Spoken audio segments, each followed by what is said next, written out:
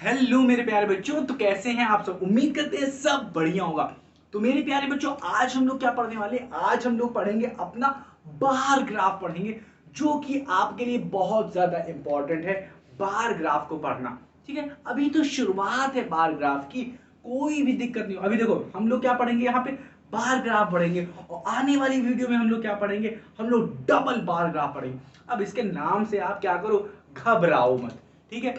तो मैं उम्मीद करता हूं कि आप पिछली वीडियोस अच्छे से देख के आए होंगे। वहां पे हम लोगों ने पिक्टोग्राफ पढ़ लिया था। क्या पढ़ लिया था? पिक्टोग्राफ बहुत ही अच्छे तरीके से हम लोग पढ़ लिया था। और भी सारी वीडियोस में मैंने अच्छे से आपको कुछ ना कुछ थोड़े बहुत टर्म्स बताए। तो ज्यादा कुछ नहीं हुआ, सिर्फ पिक्टोग्राफ हुआ है और कुछ टर्म्स मैंने पिछली वीडियोस में बताई। अगर नहीं पढ़ा है तो पढ़ के आ जाना, ठीक है।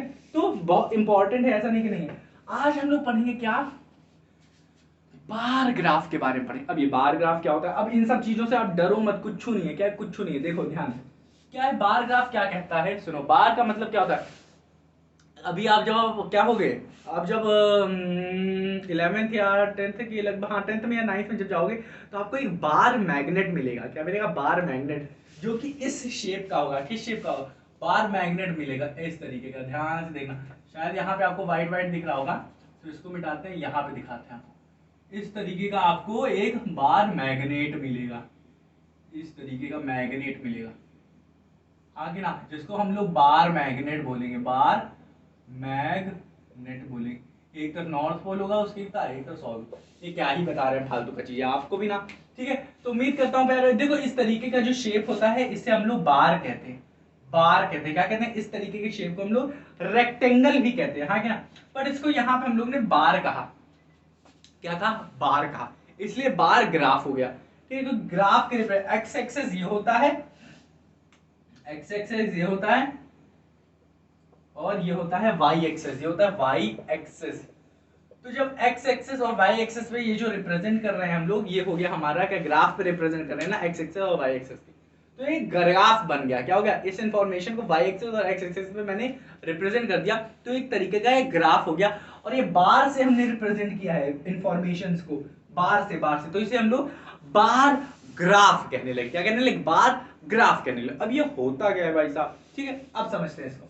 तो बार ग्राफ की डिफिनेशन देख लेते, कुछ नहीं है ध्यान से, तो कुछ नहीं, क्या है, अ डिस्प्ले ऑफ इंफॉर्मेशन। ये क्या है? डिस्प्ले ऑफ इंफॉर्मेशन, इंफॉर्मेशन को बताएगा, ये डिस्प्ले करेगा, दिखाएगा। देखते हैं क्या, यूजिंग द बार्स, इन बार को यूज कर करके, इन बार को यूज कर करके, इन बार को यूज करके क्या करेगा, इंफॉर्मेशन को रिप्रेजेंट करेगा।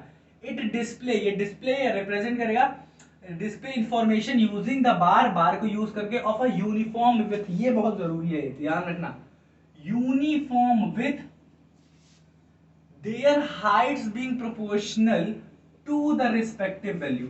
अब कह रहा है कि उसकी जो विथ होगी, ये जो देख रहे हो, इसकी मोटाई क्या होगी, मोटाई, लंबाई नहीं, मोटाई, मोटाई प्यारे बच्चों क्या होगी, ये वाली ये जो विथ है, ये जो विथ है, ये हमेशा यूनिफॉर्म रहेगी। ये विथ, ये विथ, ये विथ, ये विथ।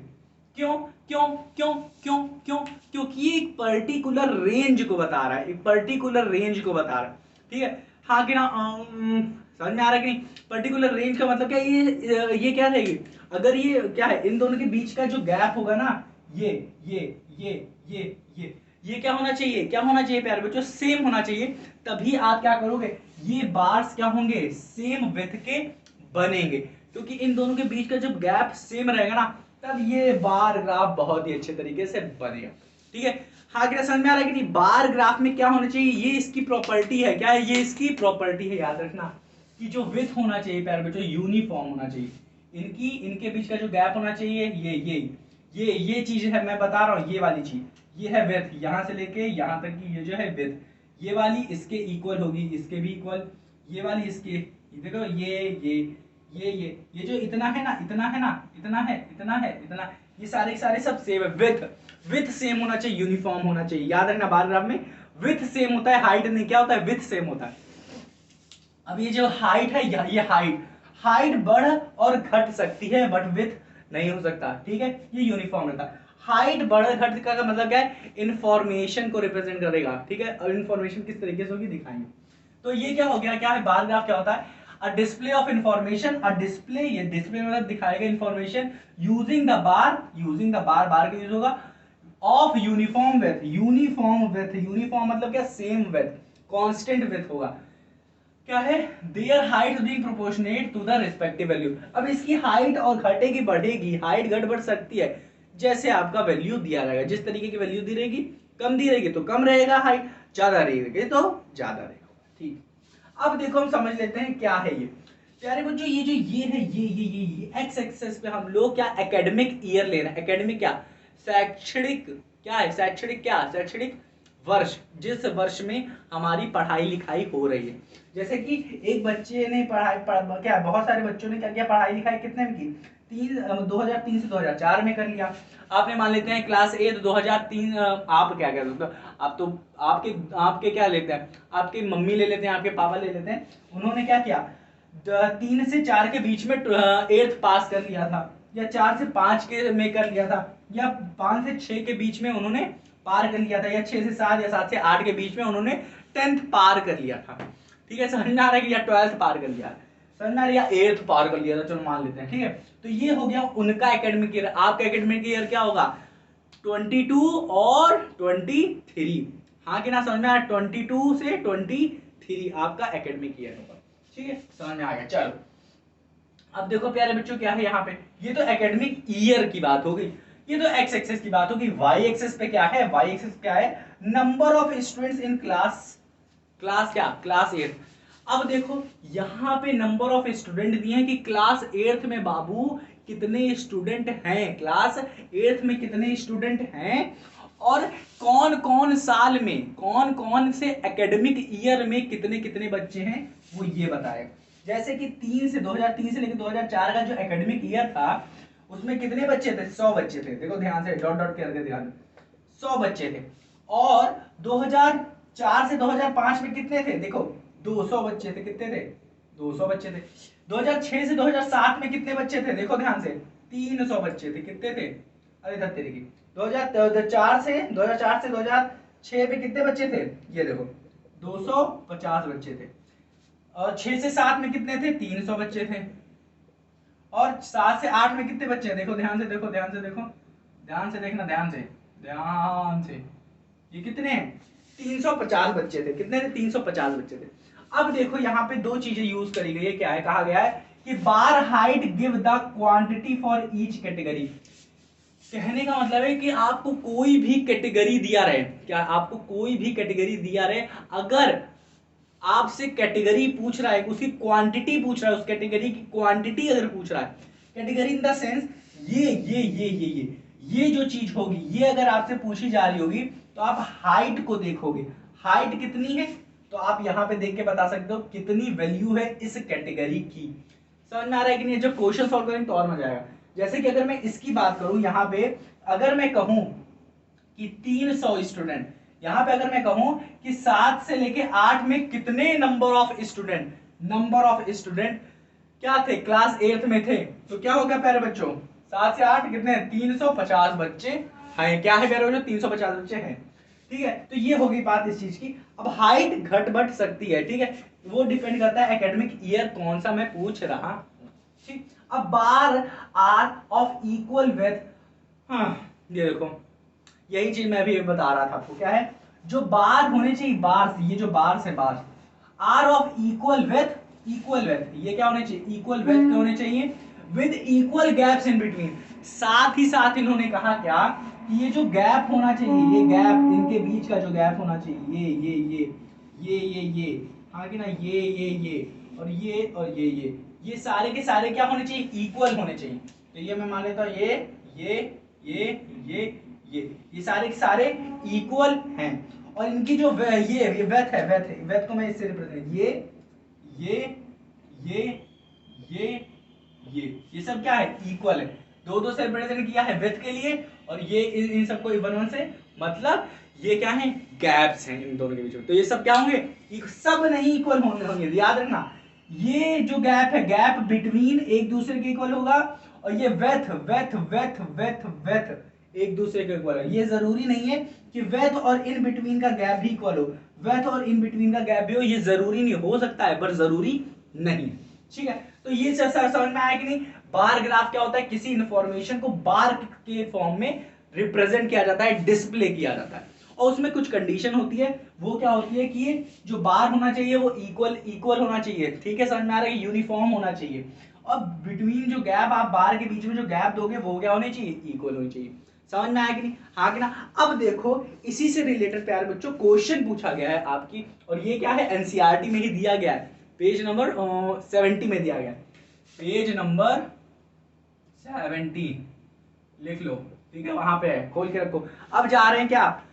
इसके क्वेश्चन को देखने जा रहे हैं, क्या वहां पे क्वेश्चन पूछा है। ध्यान से देखना, ध्यान से देखना। चलो क्वेश्चन को मैं सॉल्व करवाता हूँ, ठीक है, क्वेश्चन सॉल्व करवाता हूँ। इसको मैं रब कर दे रहा हूँ, यहाँ पे मैं ये रब कर दे रहा हूँ, चलो ये मैं रब कर दे रहा हूँ। चलो अब मैं देखता हूँ क्वेश्चन को कि क्वेश्चन क्या क्या पूछा है। अब देखो क्या क्वेश्चन कितने यूं चुटकी में कैसे सॉल्व होंगे क्वेश्चन। अब क्वेश्चन क्या है, ध्यान से देखो। चलो खोल देते हैं। आ जाओ बाबू, कहाँ चले गए तुम? चलो क्वेश्चन पढ़ना शुरू करो। कितना सरल सरल क्वेश्चन है, आ जाओ, कहाँ गए? हाँ, तो देखो पहले बच्चों क्वेश्चन क्या कह रहा है। कह रहा है, पूछ रहा है बार ग्राफ, वाह वाह, कह रहा है what is the information given by the graph. पूछ क्या रहा है कि क्वेश्चन क्या पूछा? व्हाट इज द इंफॉर्मेशन, क्या कह रहा है क्वेश्चन? क्या है? What is the information given by the graph. अब ये ग्राफ आपको क्या बता रहा है? आंसर बताओ। ये आपको ग्राफ क्या बता रहा है कि number of students in the class 8 in the following academic year, ठीक है, हाँ कि ना? इन सारे एकेडमिक ईयर में कितने कितने नंबर ऑफ स्टूडेंट है, हाँ कि ना? वही तो हमें बता रहा है। तो आप क्या लिखोगे? Graph, this bar graph represent या डिस्प्ले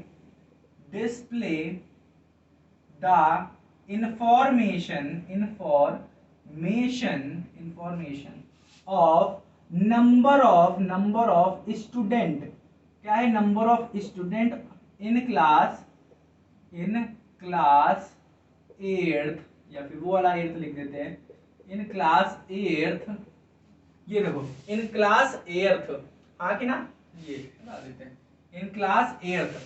ये आप क्या करोगे? सबसे पहले ये वाला लिखोगे, फिर ये वाला लिखोगे। तो number of student in class 8 in the respective year, in the given respective years, जैसे कि 2003 से 2004, फिर डॉट डॉट डॉट डॉट करके ऐसे लिख दोगे। 2003 से 4, 4 से 5, 5 से 6, 6 से 7, 7 से 8, और ये सब आप भी आप लिखना चाहो तो लिख सकते हो, कोई दिक्कत वाली बात नहीं, बट इतना लिखने क्या ही जरूरत है, इतना हो गया। अब देखो प्यारे बच्चों क्या है, क्वेश्चन नंबर 2 क्या कह रहा है? बहुत, ये दो क्वेश्चन बहुत जरूरी हैं, क्वेश्चन नंबर 2 और क्वेश्चन नंबर 3, ये मजा आएगा करने में, हाँ कि ना? ये क्वेश्चन क्या कह रहा है? क्या कह रहा है? In which year is the increase in the number of student is maximum. ये बताओ आप, हम जान जाए कि आपको अब कुछ समझ में आया है, ठीक है, अब कुछ आपको समझ में आया है। अब मैं, अगर आपको ये समझ में आया होगा ना, बड़े बड़े बच्चे इसको क्या करते हैं, समझ में तो आ जाता है बट सॉल्व नहीं कर पाते हैं, वो कुछ और ही समझ लेते हैं इस क्वेश्चन का मतलब। ध्यान से देखो क्या है क्वेश्चन, क्या कह रहा है, यार इसीलिए मैं लिख दे रहा हूं। इन विच ईयर, अगर आपको समझ में आ रहा है, इन विच ईयर, लिखो लिखो लिखो, in which year is the increase in the number of student maximum, ठीक है, इसको आप सॉल्व करो, थोड़ा सा सॉल्व करो। मैं दूसरा क्वेश्चन लिख देता हूं यहाँ पे। दूसरा क्वेश्चन है in which year is the number of students maximum, ठीक है, हाँ कि ना? ये इन दोनों को आप सॉल्व करो, हाँ कि ना? ये दोनों लोग समझते हैं ये दोनों तो सेम ही है भाई साहब, बट ये दोनों सेम नहीं, अलग अलग है। मैं बताना शुरू कर रहा हूँ, ठीक है। चलो कह रहा है in which year is the increase in the number of student maximum, मतलब कह रहा है यहाँ पे कि किस साल में सबसे ज्यादा बच्चे बढ़े हैं, किस साल में सबसे ज्यादा बच्चे बढ़े हैं? तो ऐसे देखेंगे लोग 2007 से 2008 में सबसे ज्यादा बच्चे हैं, सबसे ज्यादा बच्चे हैं, तो 2007 से लेके 8 ही आंसर होगा, बट ये आंसर गलत है। रीजन, रीजन क्या है? ये वाला जो आंसर होगा वो किसका होगा? इसका होगा। In which year is the number of student is maximum? Answer होगा 2007 से 2008 में, हाँ कि ना? ये वाला आंसर होगा। क्या होगा? ये देखो, ये 2007 से 08, ये होगा आंसर, हाँ कि ना? इस साल में ये वाला क्वेश्चन कह रहा है किस साल में सबसे ज्यादा बच्चे हैं, in which year is the number of student is maximum. इस किस साल में ये पूछ रहा है, इन विच, किस साल में सबसे ज्यादा स्टूडेंट हैं, ज्यादा स्टूडेंट हैं वो पूछ रहा है। तो हम लोग 7 से 8 कहेंगे, बट पूछ रहा है किस साल में, किस साल में नंबर ऑफ स्टूडेंट सबसे ज्यादा बढ़े हैं, बढ़े हैं, हाई नहीं पूछ रहा, कह रहा बढ़े हैं। तो बढ़े कैसे देखोगे? यहां से लेके यहां तक देखो कितना बढ़ा, तो आप यहां से लेके यहां तक आप देखो कितना बढ़ेगा। ये थे भाई साहब 100, यहां से यहां गए 200 हो गया, तो यहां पे कितना बढ़ा है? 100 बढ़ा है। यहाँ पे यहां से यहां कितना बढ़ा है? ध्यान से देखो, ये था हमारा 200 और ये हो गई, ये वाला हमारे क्या 250, तो यहां से यहां बढ़े हैं 50 बढ़ गया, आगे ना 50 बढ़ गया। अब ये था 200, ये थे 200, हाँ कि ना? ये तो 250, 250 से कितना बढ़े? 300, तो ये इधर भी 50 बढ़ा है। यहाँ पे क्या था? 300, इधर बढ़ गए, तो इधर कितना बढ़ा है? ये इधर बढ़ा है 50, इधर भी बढ़ा है। तो आप देख सकते हो सबसे ज्यादा इंक्रीज किस में हुआ है? ध्यान से देखो, इसमें हुआ है। किसमें इंक्रीज हुआ है? 2004 से लेकर 2005 तक। तो आंसर होगा ये 2004 से लेकर 2005 में नंबर ऑफ स्टूडेंट सबसे ज्यादा किसमें बढ़े? 2004 से 2005 में बढ़े हैं।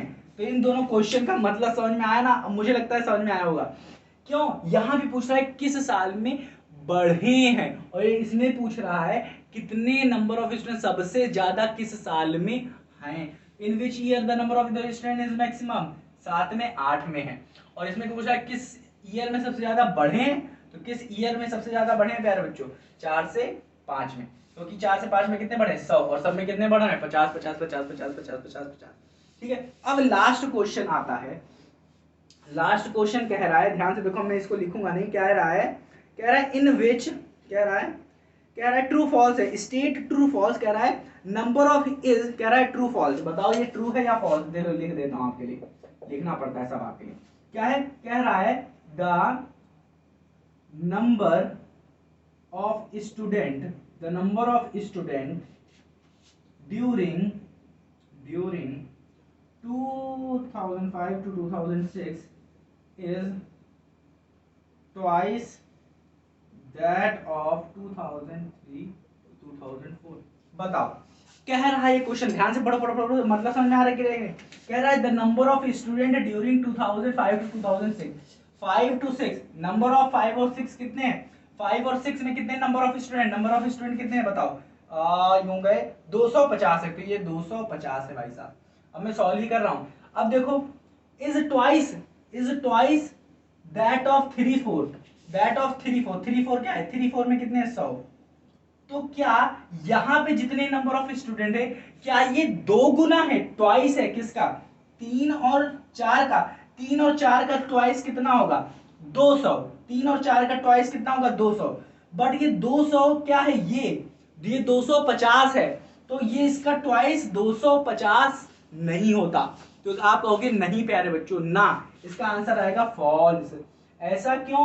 क्योंकि यहां पे हमें ट्वाइस नहीं मिल रहा, ट्वाइस से ज्यादा मिल रहा है, आगे ना? क्योंकि अगर ये यहां पे अगर 200 होता तब कह सकते थे कि जो नंबर ऑफ स्टूडेंट 5 और 6 में है वो ट्वाइस है किसका? 3 और 4 का। बट इसका ट्वाइस होता है 200, बट यहाँ पे लिखा है 250, तो ये नहीं है, तो ट्वाइस तो नहीं है। समझ में आया कि नहीं? आगे ना, तो फॉल्स लिख देंगे। तो मैं उम्मीद करता हूं प्यारे बच्चों आपको बार ग्राफ अच्छे समझ में आया होगा। अब दूसरी वीडियो में जो अब की बनने वाली है उसमें डबल बार ग्राफ पढ़ेंगे। डबल बार ग्राफ में क्या होता है प्यारे बच्चों? हम लोग क्या करते हैं, कंबाइंड डेटा को पढ़ते हैं। कंबाइंड डेटा में क्या होगा? यहाँ पे एक बार है ना, इसी में सटा होगा, इसी में चिपका पड़ा होगा एक और ग्राफ, हो सकता है एक और 3 भी हो सकते हैं, 2 भी हो सकते हैं, 4 भी हो सकते हैं, उसमें कोई बड़ी बात नहीं है। अधिकतर हम लोग 2 ही लेके चलते हैं, ज्यादा नहीं। ठीक है, तो एक और बार इसी के साथ में चिपका होगा, वहां पे देखेंगे अच्छे से। तो अभी अभी थोड़ा सा बता दिया हूँ, कुछ वहां पे अच्छे से देखेंगे, ठीक है सर। वहां पे कलेक्शन और थोड़ा सा डेटा करेंगे, ठीक है। तो आइडिया मैंने थोड़ा बता दिया है कि आगे हम लोग क्या पढ़ेंगे, डबल बार ग्राफ पढ़ेंगे वहां। तो उम्मीद करता हूँ जो बार ग्राफ आपको समझ में आएगा। कुछ नहीं था, बार ग्राफ में क्या होता है, बार को यूज किया जाता है, इस बार की विड्थ क्या होती है, इक्वल होनी चाहिए, सबकी विड्थ इक्वल होनी चाहिए, और इन सबके बार के बीच का जो गैप होना चाहिए वो भी इक्वल होना चाहिए। और ये बार ग्राफ क्या बताता है, डिस्प्ले करता है इंफॉर्मेशन को यूजिंग बार, इन बार का यूज करके। और इसकी विड्थ क्या होनी चाहिए, यूनिफॉर्म होनी चाहिए। और क्या होना चाहिए कि जो हाइट भाई साहब हो सकती है वो प्रोपोर्शनेट नल होगी, किसके प्रोपोर्शनल होगी, किसके रिस्पेक्टिव वैल्यूज जो आपको दी रहेंगी, ठीक है। समझ में आएगी। तो उम्मीद करता हूँ प्यारे बच्चों आपको बार ग्राफ समझ में आया होगा। मिलते हैं अपनी अगली वीडियो में, तब तक के लिए आपको क्या करना है, अपना ख्याल रखना है। और ये अगर जरा सा भी थोड़ा सा भी ना समझ में आया हो तो क्या करना है, इसे रिवाइज करना मत भूलना। तो मेरे प्यारे बच्चों मिलते हैं अपनी अगली वीडियो में।